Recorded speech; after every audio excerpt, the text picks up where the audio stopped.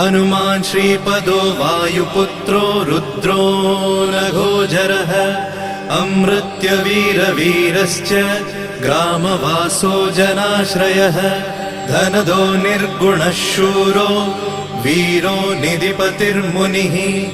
पिङ्गाक्षो वरदो वाग्मी Sita शोकविनाशकः